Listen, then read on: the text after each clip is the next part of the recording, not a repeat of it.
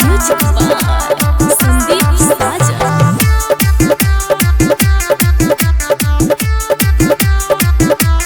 रंग के साया साड़ी रंग कर चोली बोलत बड़ा राजा यटपट बोली रंग के साया साड़ी रंग कर चोली बोलत बड़ा राजा यटपट बोली कख के अहिला कोरा में धइला अपन रनिया के आज मुई बहका डाल में रंगवा नसबाया लंगवा एने ओने चुई बहका रंगते चांद के पार ले जाए बहका डाल में रंगवा नसबाया लंगवा एने ओने चुई बहका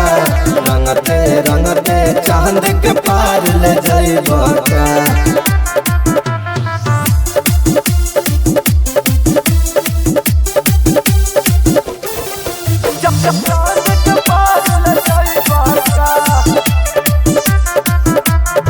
नशा में लगातार बड़ा नशाइला करता बड़ा चितपट हो लगाता ढीला करके छोड़बे राजा सारा जवानी के नाट हो नशा में लगातार बड़ा नशाइला करता बड़ा चितपट हो लगाता ढीला करके छोड़बे राजा सारा जवानी के नाट हो बात न महलल देही पफहलल मोरा ढोली में रोड़ी चुभई बहका डाल में रंगवा नसबाया लंगवा एने ओने चुई बहका रंगते चांद के पार ले जाई बहका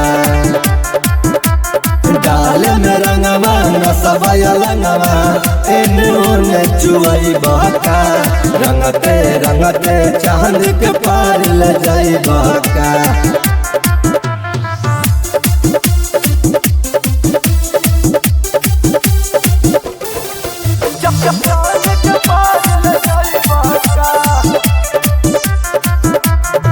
ऐसे न होली खेलावा ये राजा होता रे बड़ी गजान हो